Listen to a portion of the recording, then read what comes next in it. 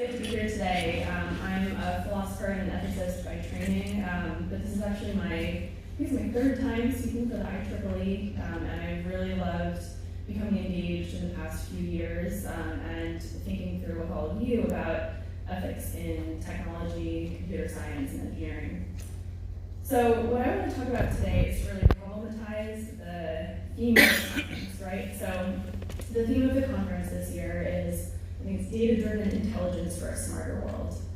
And as a philosopher, I can't help but think, what do we mean by a smarter world? Right? What does smart mean? What does intelligence mean? What is packed into those concepts, and how are we using them in this context? So some of you might remember this cover of The Atlantic from 2008, an article by Nicholas Carr asking, is Google making us stupid?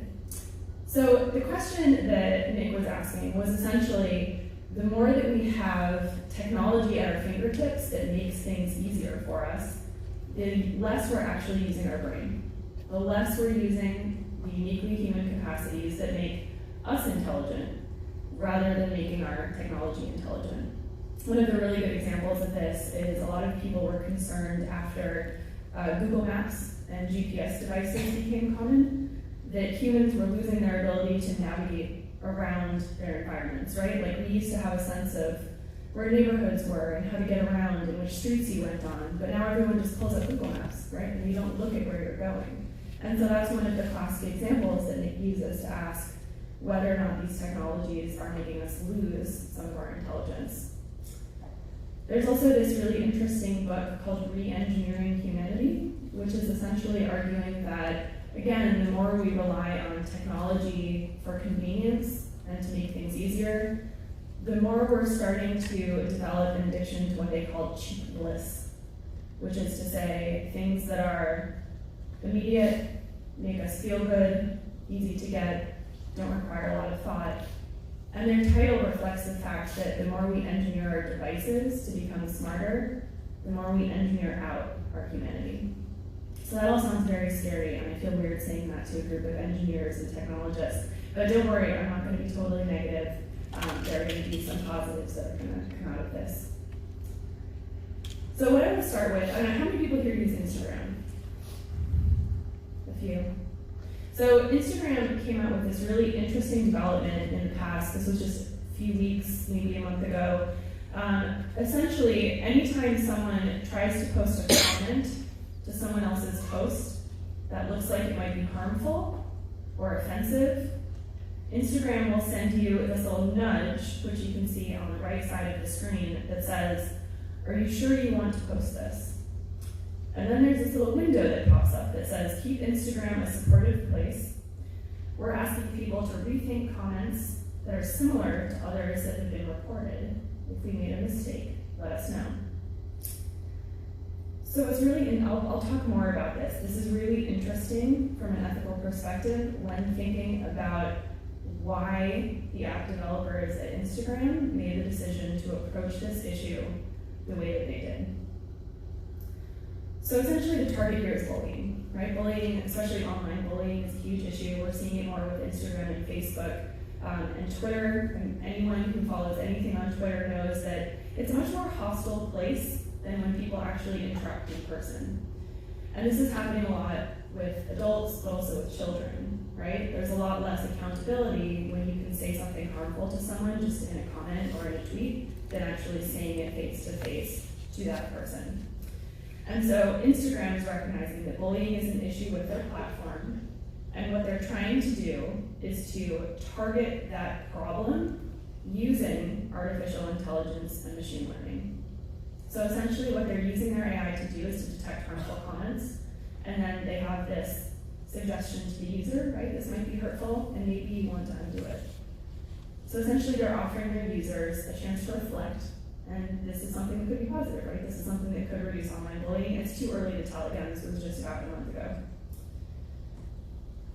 So again, thinking as a technologist or as a software developer, what are the tools you need to do something like what Instagram has just done? First, you need technological tools, which are a lot of the things that all of you are prepared to provide, right? using artificial intelligence and machine learning to actually detect those hostile comments, right? Using data sets of past comments that people have flagged as harmful and offensive, and using that data set in order to inform the algorithm to say, oh, this one also looks offensive, this one looks harmful. But what you also need in order for this project to work is a psychological understanding of bullying. What does bullying look like online? Why do people do it? Right? How do we get them to stop? Instagram could have just had something where when you join Instagram it says, hey, we're a supportive place, please don't bully. They could have said, here are our ethical principles for using Instagram. We don't allow bullying. That's not what they did, right? They actually took a relatively sophisticated psychological approach to thinking about bullying on their platform. There also is this ethical piece, or this ethical tool that they need, which is to say they actually needed the motivation to see bullying as a problem that they, as a tech company, have a responsibility to solve, right? They could have just said, hey, we're just technology developers. We just create the tech, and people will use it however they want, and it's not our job to figure out what to do, right? But they said, hey, we're actually in a position to reduce this problem that pretty much no one is really in favor of bullying, right? Everyone agrees this is a problem. And so they're actually taking responsibility as a company that could be contributing to that problem, right? By creating this relatively anonymous, impersonal space where people feel comfortable bullying in order to reduce it. So, why did Instagram not just use AI to block offensive comments? Right? That's easy too. People get blocked from Instagram with this thing called shadow ban, which is actually quite interesting. So you can get blocked from Instagram if people think you might be a bot, right? So if you're posting like 500 posts a day and you're using a lot of the very common hashtags, you can get shadow banned from Instagram, which is to say you will continue to post, but no one else will see your posts. You won't, which is why it's a shadow, right? Like you think that you're participating in Instagram, but you're not. So they're clearly comfortable banning some people from Instagram. They're comfortable censoring what other people see. They didn't do this in this case, right? Which seems like it's a way to just solve the problem. So why not? So what I want to talk to you about today is this idea of user autonomy, which is becoming increasingly important in how we think about how human beings engage with technology, what capacities they're using when they engage with it, and what capacities that technology helps to develop. Right? So they could have just blocked it, they could have said, like, we're not going to do it. But instead, I want to say, they're thinking about this thing called user autonomy. So autonomy, I think for a lot of you, is going to be most familiar in the context of like autonomous vehicles, autonomous weapons. I think I even saw some presentations on that today. So autonomy, when we think about it in ethics and in philosophy, is somewhat similar. So if you think about with an autonomous vehicle, a fully autonomous vehicle is doing everything all on its own, right? There is no user involvement, it's navigating its environment, and no one is saying, go in this direction, or do this. It's completely independent. So autonomy in ethics is kind of similar. When we say that individual humans have autonomy, we say that you have the freedom and you have the right to make decisions for yourself about what you want to do and about what matters to you. And what's important about this is that when we talk about human autonomy is not algorithmic. It's based on reflection, it's based on creativity, it's often emotional, right? It's relating to things like sympathy and compassion, which are another kind of intelligence. It's social. It's based on seeing someone else look sad and thinking, hey, maybe I should ask them about how they're doing and if there's anything I can do to help. Right? These are all also different kinds of intelligence, and they play into how we make decisions about what matters to us. So autonomy isn't just freedom to do whatever you want, but it's actually this set of capacities or competencies that we as humans develop to make the right decisions. So it's things like reflecting on past choices that we've made, recognizing the current options that are open to us, making decisions in the present, and being able to actually defend and understand the decisions that we make in the context of a sense of self, right? These are all things that we might think makes us different from our dog, right? Or a fish. These are uniquely human capacities to reflect and to think critically. And so part of what Instagram is doing is saying, let's employ reflection, let's employ autonomy in trying to reduce this problem of bullying. So I would argue that part of why Instagram wants to do this, part of why they're trying to address bullying through autonomy is because, right, there's kind of two ways to address bullying. We can address the results of the problem, the bullying itself, or we can address the root cause. You can ban people from Twitter, you can ban people from Instagram, you can delete comments that are offensive. That's not taking away their motivation to be offensive in the first place. But by asking users to reflect on their decision to post something offensive, Instagram, I think, is hoping that people will realize that bullying is a problem. And maybe it's something they shouldn't do if they want to participate in communities that are supportive and that make other people feel good and are safe environments and are not these antagonistic places that lead to harm. But what's interesting, again, decision by Instagram is that Instagram is an outlier, which is partly why I'm focusing on this decision so much. Most companies, I assume many of the companies that are represented here today, use artificial intelligence and machine learning not to enhance users' decision-making capacity, but to better curate their decisions, which is another way of saying for advertising or for marketing or for giving people a selection of options that they think those people ought to choose or that they want them to look at.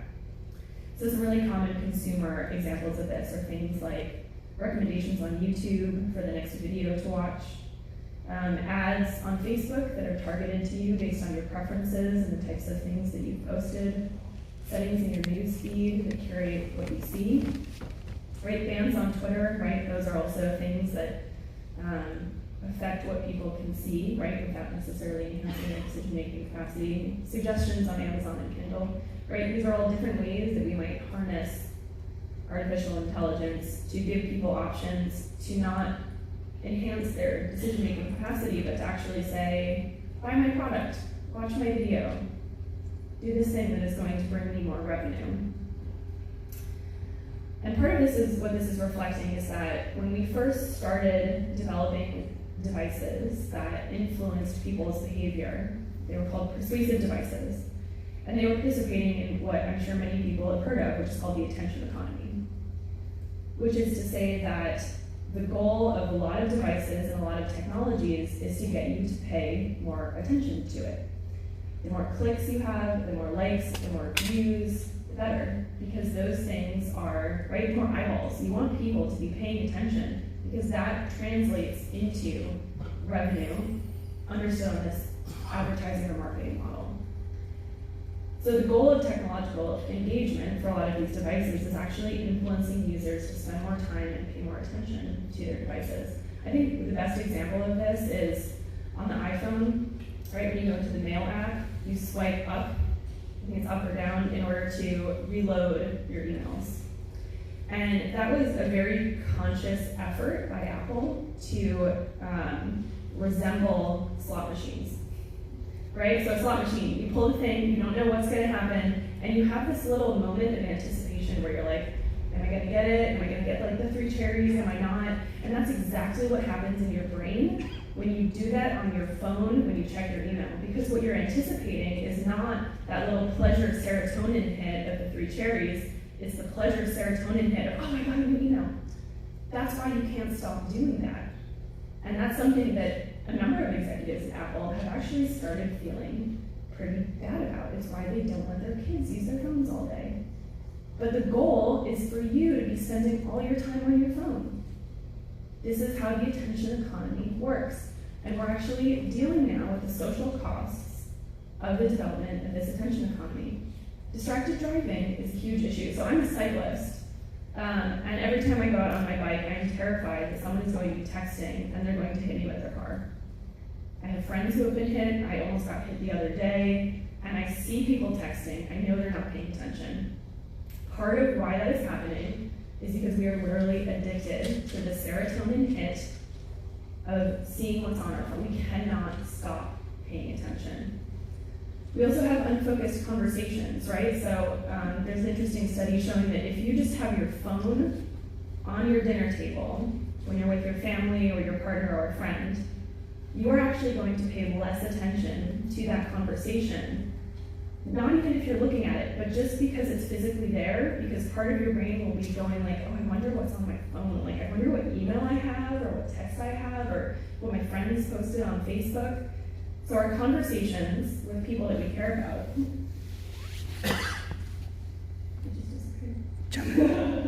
are less focused.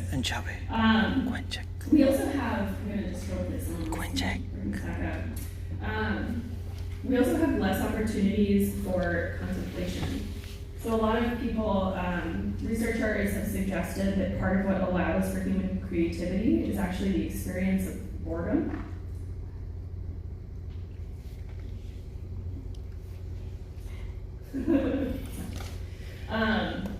So when we have like a really good idea, often that good idea comes from allowing ourselves to be bored, right? Part of social learning comes from being in line at the grocery store and looking at how people interact with each other, not staring at your phone, right? So hopefully these are enough examples to convince you that persuasive devices and focusing on the attention economy has maybe not gotten us to where we want to be.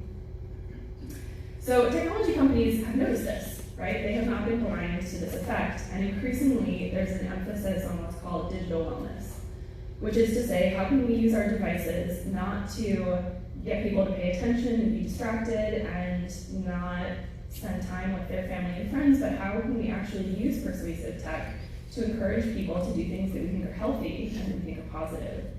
All right, so you've probably heard, I think it's on NPR, there's been a lot of ads for this thing called Noom, which is like, it says it uses behavioral psychology to like get you to exercise. That's exactly what this is, right? It's using persuasive technology to get people to do things like exercise, time management, eating well, spending time with family and loved ones. And so the idea is that we have this tool, is clearly influencing people's behavior. Let's use it for good things instead of for bad things, which is great. I don't want to say it's not, but I want to bring us back to this question of autonomy. Because in both cases, the company is using the technology to influence you to make a decision. It's not encouraging you to reflect on why you're making that decision in the first place.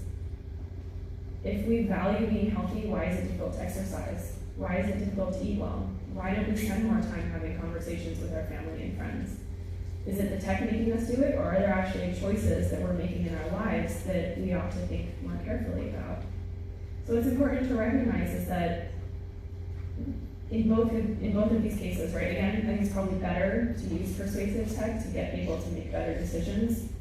But in both of these cases, we might be usurping something that is uniquely human, which is to say, our ability to be autonomous and to make our own decisions for ourselves.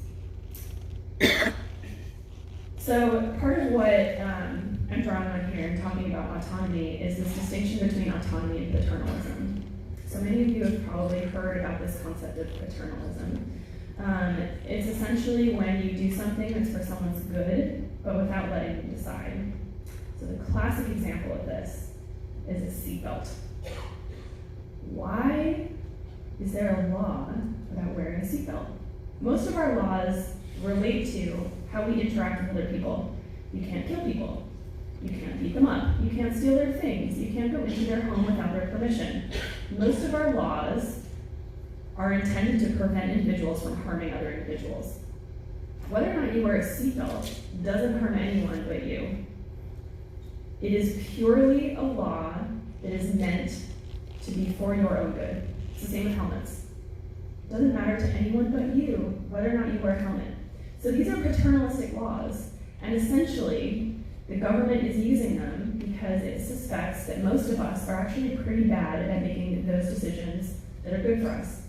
Most of us should wear a seatbelt. Most of us should wear a helmet. I also work in a hospital, and I will say, if you were ever riding a bike, please just wear a helmet. Right? We know that, but we don't. And so we have paternalistic laws that force us to do these things that are good for us, but which we have trouble deciding to do. Another really common example of this is if anyone followed the political tumult over soda bans a few years ago. It was about regulating the size of soda and saying that you couldn't market a certain size of soda because it was too much sugar and it was bad for people, and people were not going to be able to make that decision for themselves. Again, that's a classic paternalistic decision, and this is contrasted with full autonomy, right? If we took autonomy completely seriously, there would not be laws about helmets or seatbelts or soda sizes, because we would think people are adults and they can make these decisions for themselves. So I want to talk, I wouldn't be a good philosopher if I didn't give you a little bit more of a fine-grained distinction between different kinds of paternalism. So I just want to introduce some different types of paternalistic influences. And again, I'm going to give you the classic examples before looking at some in technology.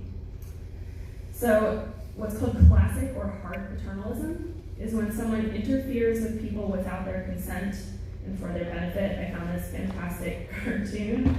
Many of you have probably also heard the language of the nanny state. That's another way of saying paternalism. And so essentially this comic is saying, it's cool, refreshing, and most importantly, you get no other choice. So it's saying, you don't get a choice about what size soda you buy. We're just going to say you can buy the one that we think is good for you. So that's classic paternalism. Another way of thinking about this is classic paternalism in medicine, and part of why we now have informed consent in medicine is because when physicians gained the ability to put people under, right, with ether or anesthesia, they started doing things in surgery that they thought were good for people without asking them. So things like taking out a tumor, or being like, this person doesn't have cancer in this organ yet, but we should take it out just to be safe. This often happened with women, often with unwanted hysterectomies or oophorectomies and that kind of thing. So this is classic or hard paternalism. It's partly why we have such stringent regulations about consent. The next is libertarian paternalism, which I'm guessing, how many people have heard about nudging, or heard the word nudging? This is a really popular concept right now. It comes from Richard Thaler and Cass Sunstein at Harvard, who wrote this book, Nudge. One is an economist and one is a psychologist. And essentially the idea is that the way we arrange choices actually make preferred choices more likely. So the really classic example of this, and I didn't have a picture, is the retirement options that companies offer to employees. So there are kind of two options for retirement, and it depends on how you set the default.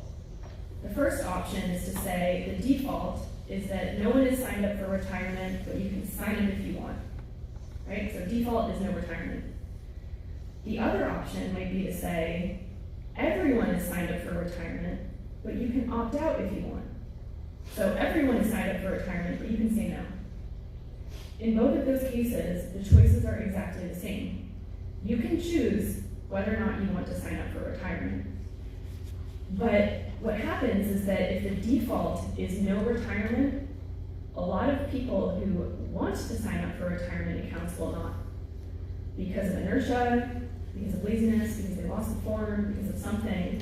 And this will actually harm people who opt to sign up for retirement. So what Sunstein and Thaler suggest is that how you set the default in a range of choices matters, and is partly why a lot of places have now moved to make the default, we sign you up for retirement, and you can opt out if you want, because that preserves what's best for most people. And so notice that the essential part of paternalism here is that it's still setting up choices in a way that is going to make what someone thinks is the best choice for someone more likely. But it's libertarian in that it's preserving freedom of choice. You still have the right to choose what you want. It's just going to make the better things more likely.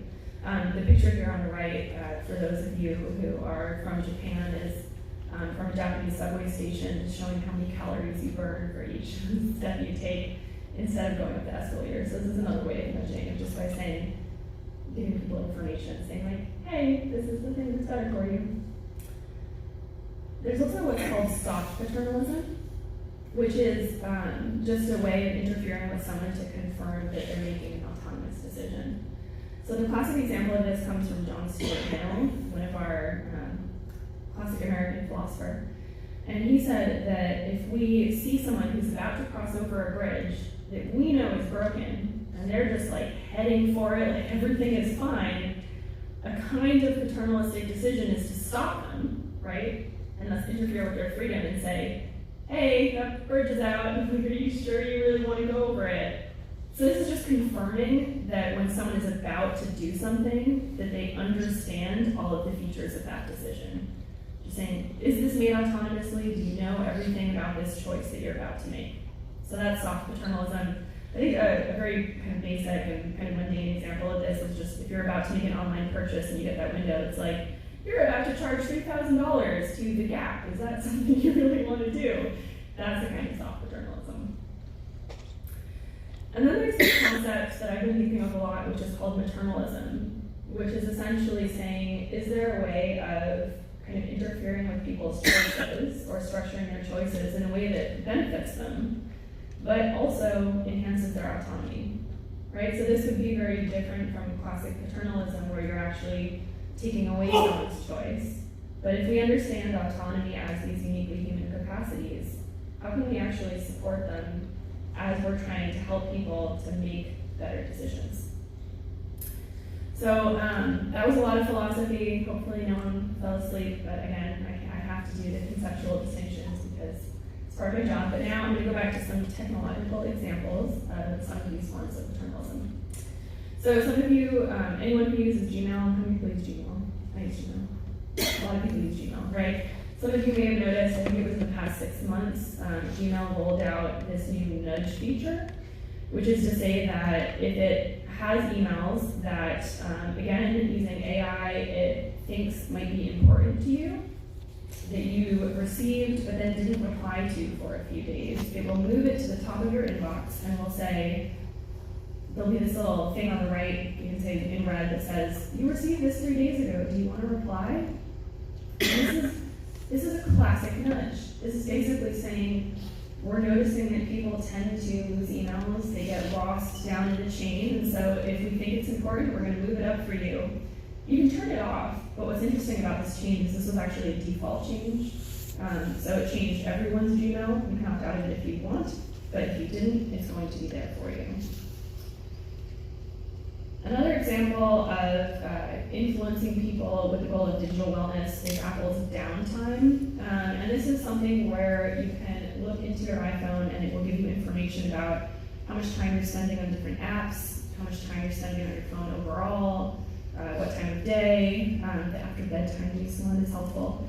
And what you can actually do is you can set limits for yourself, both for particular apps and for how much time you want to spend on your phone during the day. So this is a way of kind of providing you with some feedback about your phone use, ideally aimed towards this goal of, not having this out when you're at your anniversary dinner with your spouse, maybe. Another good example is what Google is calling their goals function, which is actually a buyout of another technology called Timeful. So what the Timeful app did, and what it now does in Google Calendar, is you would tell it that you have certain goals, like I want to meditate for 10 minutes every day.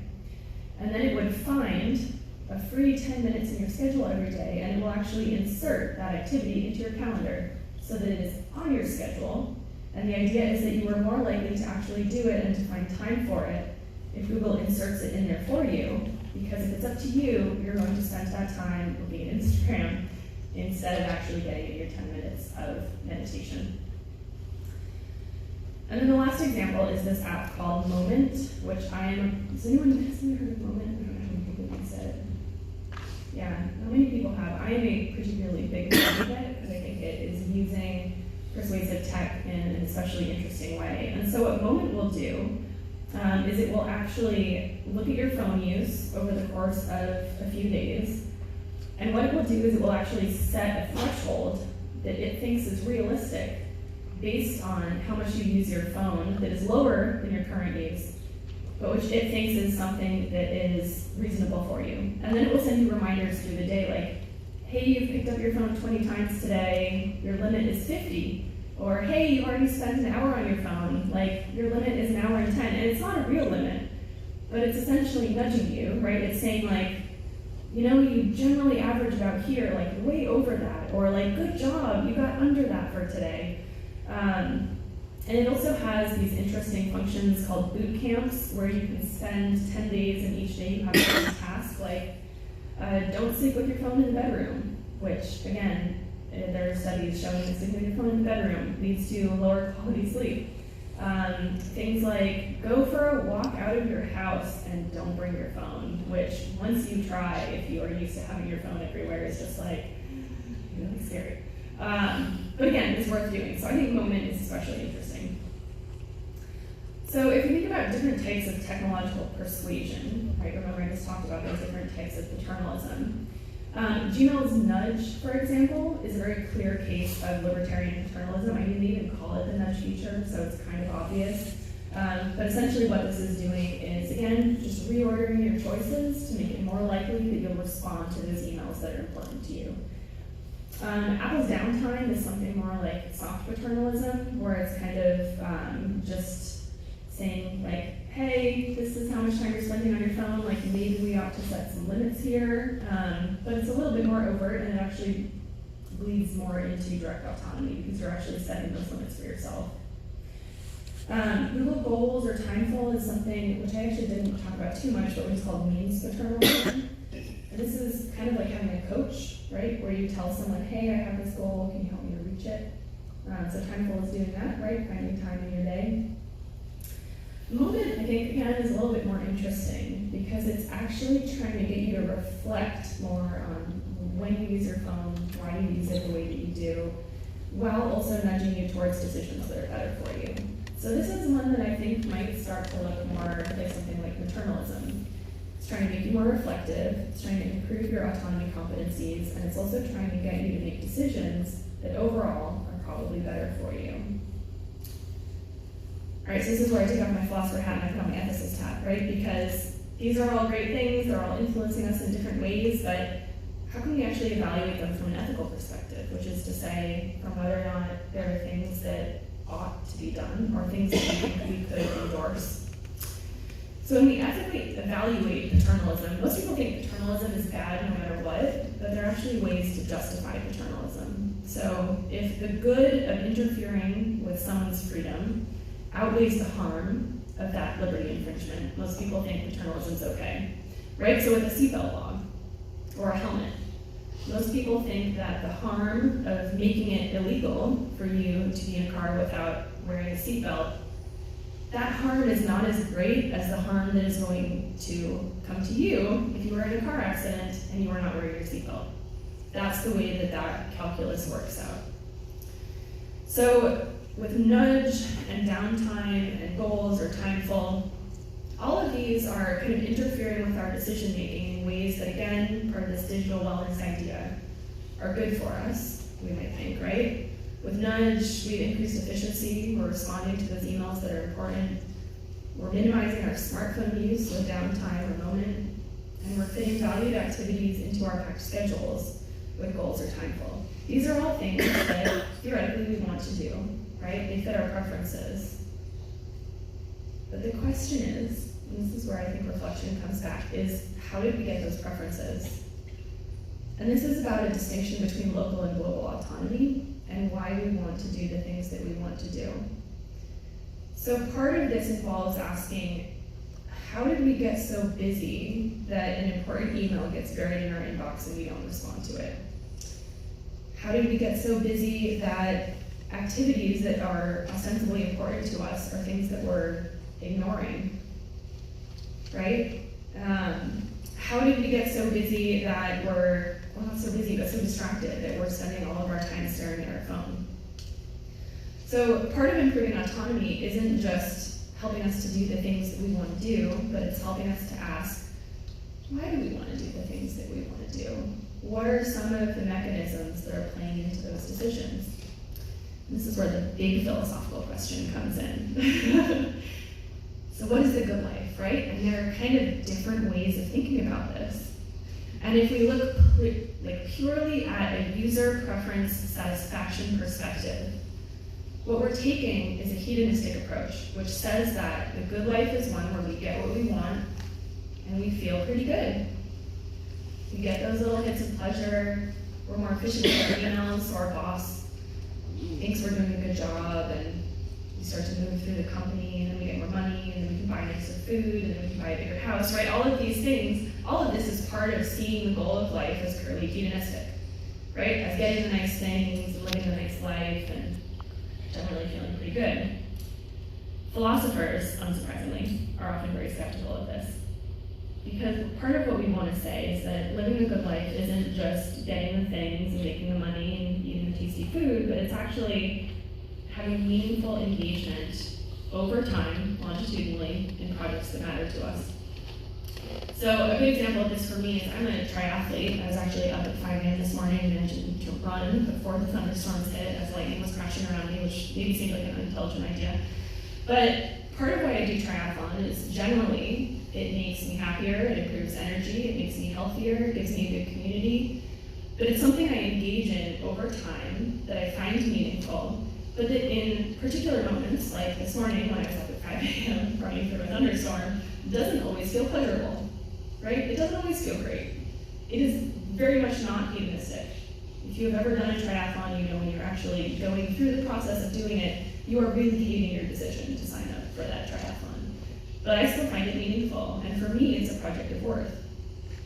And so part of what philosophers want to say is that the way we orient our lives shouldn't be around those little hits of serotonin and the things that make us feel good, but it should be towards what matters to us over time. It's actually partly why family is so important to most people, but not everyone, right? And people have different projects that matter to them. And so what I'm pointing to here, and again, getting back to this question of intelligence and technology, is the distinction between intelligent tech and using tech intelligently. So part of what this distinction means for me is that technology should contribute to a life well lived, right? It should be a tool that we can use intelligently to reflect and to live a meaningful life and engage in projects of worth, but it should not decide them for us.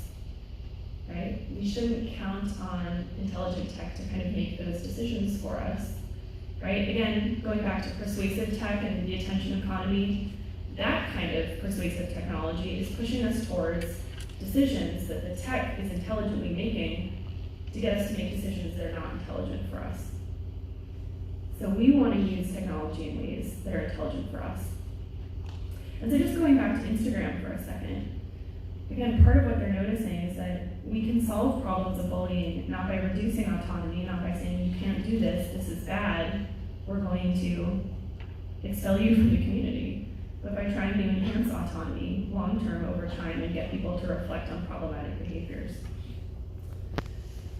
So again, if you think about what are the tools needed for using tech intelligently and for creating tech that people can use intelligently, partly technological, right? And this is where some of the benefit comes from AI and machine learning because it can notice patterns in human behavior that are driving things that might be problematic and things that might be harmful. It's also partly psychological, being able to understand why people make decisions that are harmful to them or reduce their autonomy. Some of this is knowing more about biases, right? And these don't have to be just implicit biases that are maybe racist or misogynistic. But we have very basic biases that the retirement example from nudging shows, right? Which is that we have a bias in favor of the status quo. A lot of the time when faced with a decision, we're gonna stick with the same thing because it's comfortable. We're kind of bad at like jumping out for those things that are different. That's a cognitive bias that we have, and it's something that an understanding of can actually be built into our technology. We can also build in incentives, right? We know people get that little serotonin hit from pulling down their email and seeing like, what is the slot machine going to show today? We can use that to try to help people to think about their decisions and make better decisions. But part of the tool is also institutional. So remember for Instagram, one of the things I said is that one of the things you need is to actually see bullying as a problem that you have a responsibility to solve. And so there's also a responsibility or an ethical requirement if we're going to build tech that we can use intelligently to actually build in ways that companies and departments and individuals can think about the effects that their project's goals might have on human autonomy and have on human capacities. So I was going to take, I don't know how much time, I was going to pause here, because I just gave you a whole lot of food for thought, before I get into something else, and ask kind of what do you think? What can technologists do? And kind of what ways might your company or your institution build in measures that facilitate or maybe frustrate some of the things that I've just proposed? Like might even just be a basic question of like, how does your company approach ethics? Because that's going to flow into what I want to talk about next. So I don't know if anyone has anything they want to share. I teach undergrads, so I'm also very good at reading. The opt-in, opt-out arbitration situation. The opt-in, opt-out arbitration, this non-decision that were offered by credit card and banks. And the ability for us to answer your question independently without assistance from our wives sitting next to us. So let me now turn this microphone over. But actually, the second one is an example of autonomy and non-autonomy. Yeah, I mean, letting people talk about certain things versus not others. Yeah.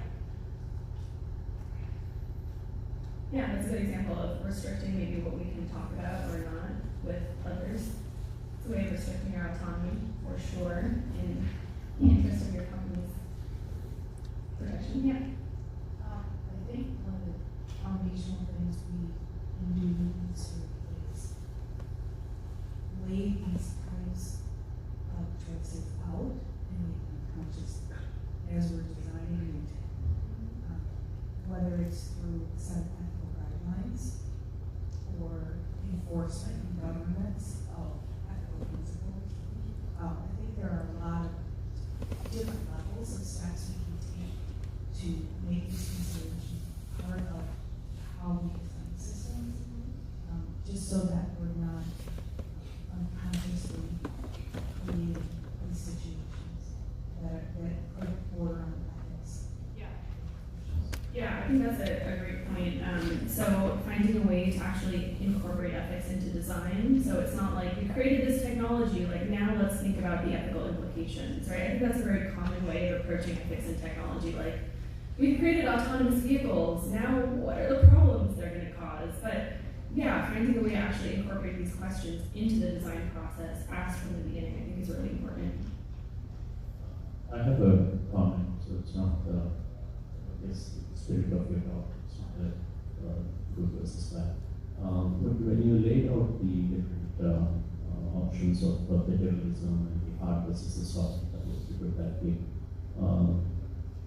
my thought process is that when you look at it in a combination, then it will have the consequence of going opposite autonomy, because there may be single soft federalism at a time. I use the analogy in a company, you may have projects and then you might have rules that this is a high priority, instead of pushing your email up. But when you start having a number of them, then the effect is very different from a single one. So where does that stop? Then it gets back to the basics of saying that you strive for autonomy as a default and have soft federalism as an exception. But if you have the helmet rule, that's fine. But if you have 15 helmet rules, you'll have a lot of violations. So sometimes it's back to going to the basics and from philosophers like you to say that this is what you're trying to achieve, rather than having the answer laid on the table. I think you made a very good comment in terms of the technology. Use technology to reach a quick answer, but don't start using it to drive a decision, because once you start doing that, then it's a slow. Thank you. So I work at Hewlett Packard, and we formed a committee for ethical design for illustrations. Google did it, IEEE has its own design. I think the reason they're talking about is that AI permeates the whole stack. We were talking about the phone, it's just user interface, but it's really all the way up and down. So there's bias in various models. They do video recognitions in the cars. How you decide where to use power, how much, what you treat is more important, video or critical things. So it's really up and down the stack. You all need to be aware. That's why companies are forming, and IEEE are forming these committees that take care about that. Yeah, I think that's a good example of kind of just bias in AI, right? There's so many things I could talk about with ethics in AI. Like bias is obviously a huge issue with depending on which data sets you're going to train your system on. It is maybe going to be biased in different ways, right? So a good classic example of this is if you Google image search physicist, you will get hundreds and hundreds of pictures of white men standing in front of blackboards, interestingly enough. You get one woman and she's actually a model, which is curious. At least last time I did this. But right, if you trained an intelligent system on that data set, it would think physicist, white man, obviously, right? So, yeah.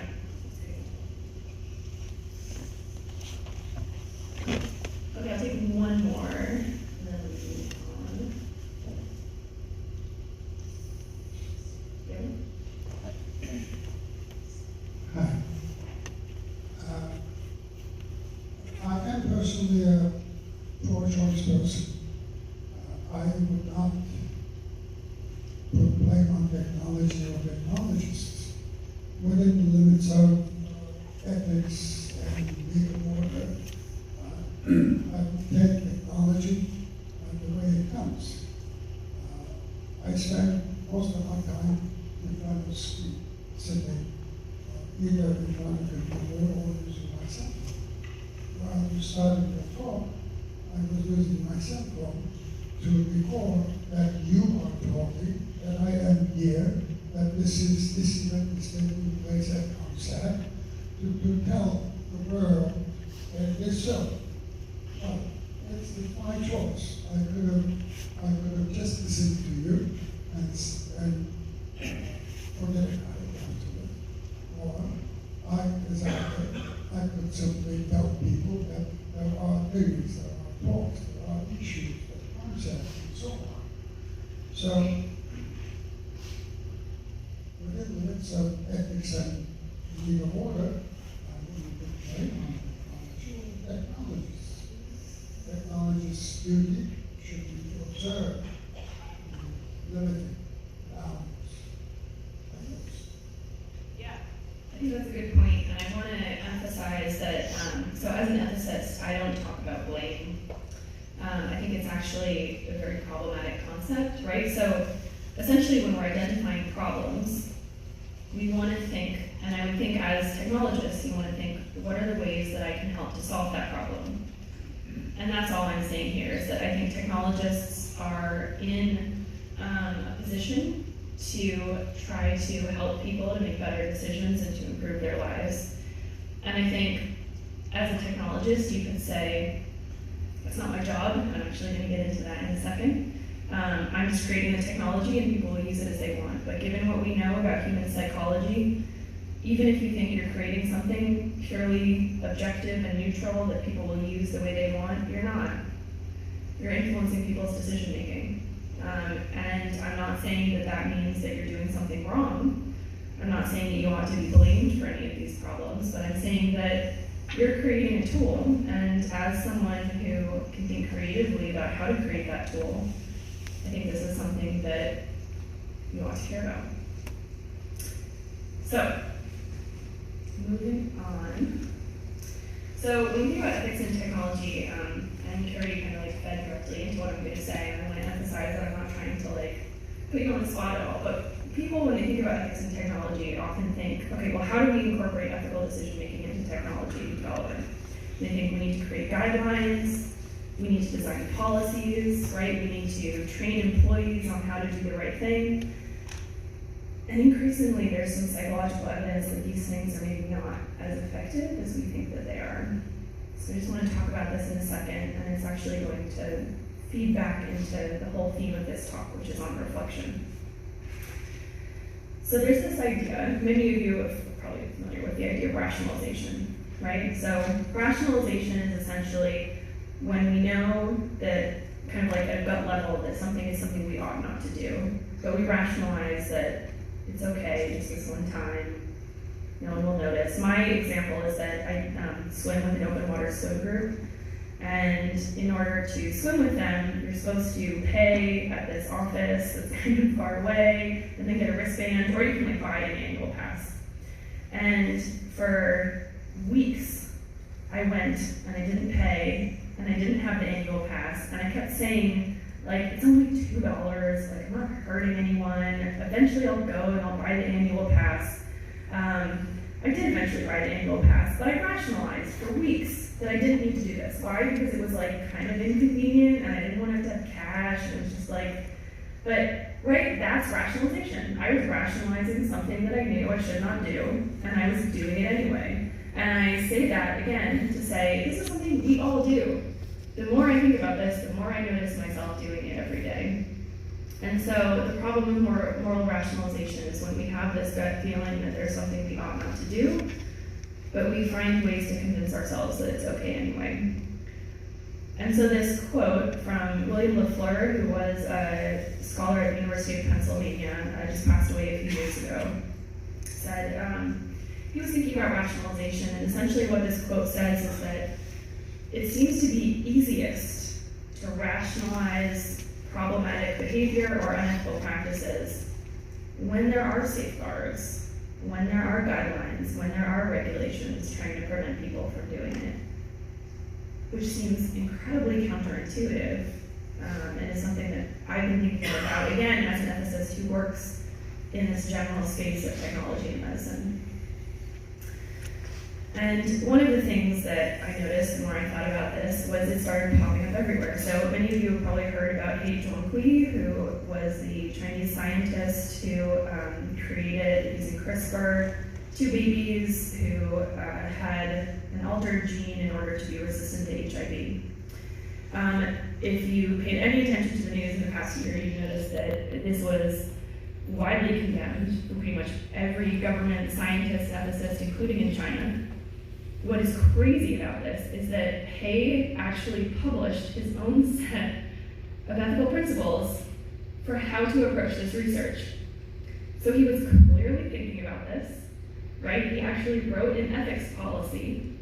And again, as someone who's trying to encourage people to be reflective, clearly this shows some level of reflection, right? That he was trying to create some guidelines and a policy and a set of principles. But he still acted incredibly unethically, incredibly problematically. And we can talk afterwards, if you want to talk about like DNA editing in human beings. But what this led me to pay more attention to is this psychological phenomenon called moral credentialing. So moral credentialing is essentially these set of processes that we use to establish that we're good people. So it's anything like describing your moral commitments, saying these are my values, these are the things that I think are important, this is how I try to be a good person, right? Anytime you might say that to someone else or maybe offer in defense of yourself. It can be identifying misconduct, like in a dilemma or something like that. It can even be completing an ethics training and receiving a certificate, which is a very popular way for institutions to try to encourage ethical behavior, which I deeply dislike, as I assume many of you do as well. What was interesting when psychologists had people engage in practices of moral credentialing was that after they did it, they were subsequently more likely to actually do something immoral. And so the idea is essentially that people build up this psychological image of themselves as a good person. I care about other people, I have good intentions, I've done this ethics training, I have this certificate. And so then when they have these motivations to do other things, because they have a sense of themselves as a good person, they think, I must be doing this with good intentions. I must have good motivations. I must be a good person. And so it actually becomes easier to rationalize misconduct the more you emphasize and say to others that you are a good person. So the psychological articles that I've read about this go a little bit further, and they tie this to moral rationalization, and they actually propose that when ethics training focuses just on abstract rules and principles, like first do no harm, or like I've been saying, respect user autonomy, or something like that.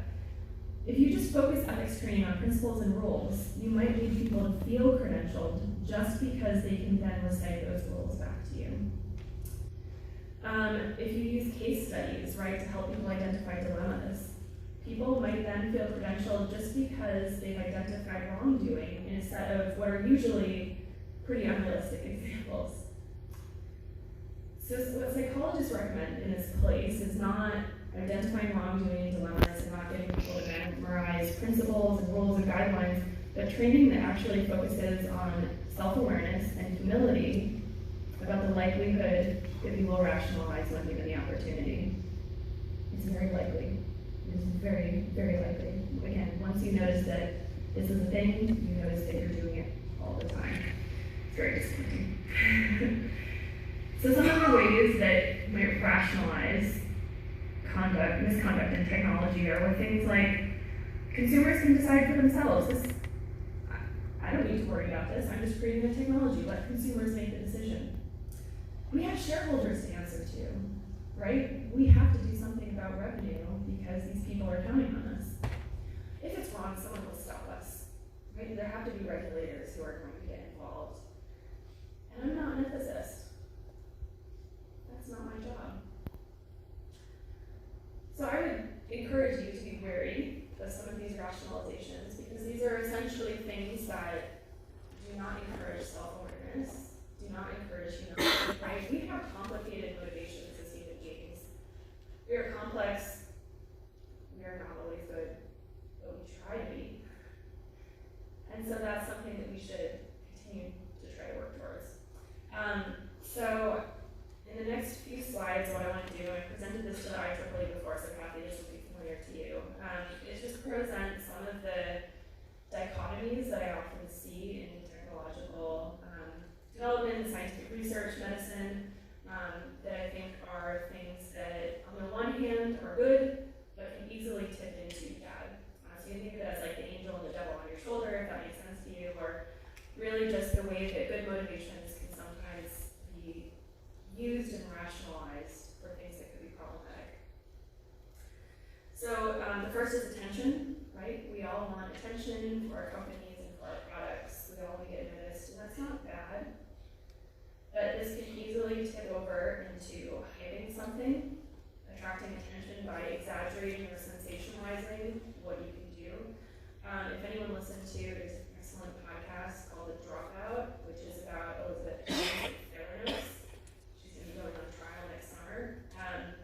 If you haven't heard of this, this is the one where she was Forbes' youngest self-made billionaire, female self-made billionaire, who said that she could do 250 blood tests from a single drop of blood, created a multi-billion-dollar company that survived for over a decade before they realized that she could never do what she said that she could do. It was all false.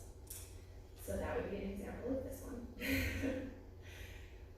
Another easy thing to tip into, again, is people often think money is bad in itself. Money's not bad.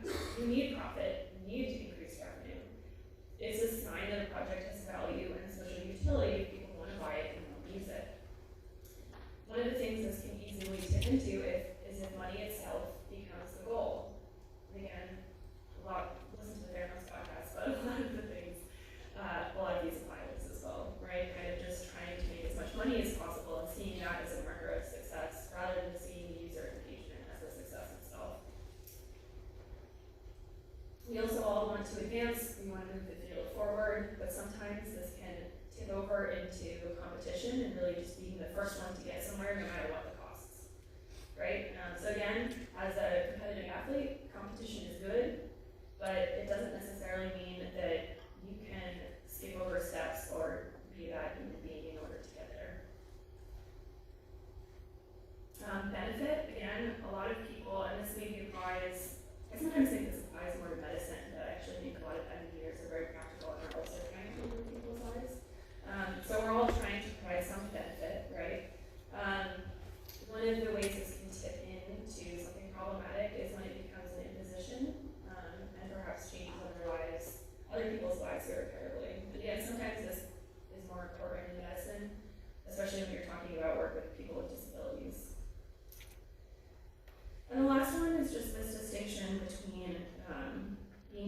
who is responsible and acts with integrity, right? Wanting to be responsible for the things that you ought to be accountable for, acting with good intentions.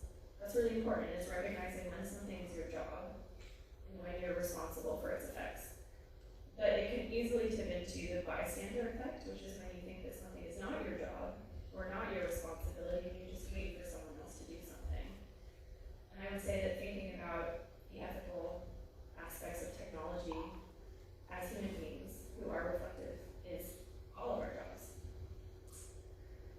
So I just want to conclude by saying that technologists aren't machines either, right? So we don't want to have our technology nudge us in the direction of just becoming consumers who are ordering Amazon recommends for us and constantly checking our email and posting on Instagram. Right? But you're also not machines either. And so I would say that thinking about ethics and thinking about ethics in technology, just like human reflection, is not algorithmic. It's creative, it's messy, right? Trying to be aware of your motivations and talk about them, having humility about your intentions. It's messy and it's complicated, it takes time, it's inefficient. It's just the nature of the project. And I think that's okay. And so I want to conclude, again, returning to this question of whether or not a smarter world is a better world. As a philosopher, it depends on how we define smart, and it depends on what we think makes the world better. I'm not going to answer these questions for you, because I think they're key questions that require human reflection about how we use artificial intelligence and machine learning, rather than letting the things we can do with AI and machine learning drive our decision making. Just a little bit further reading, and thank you very much.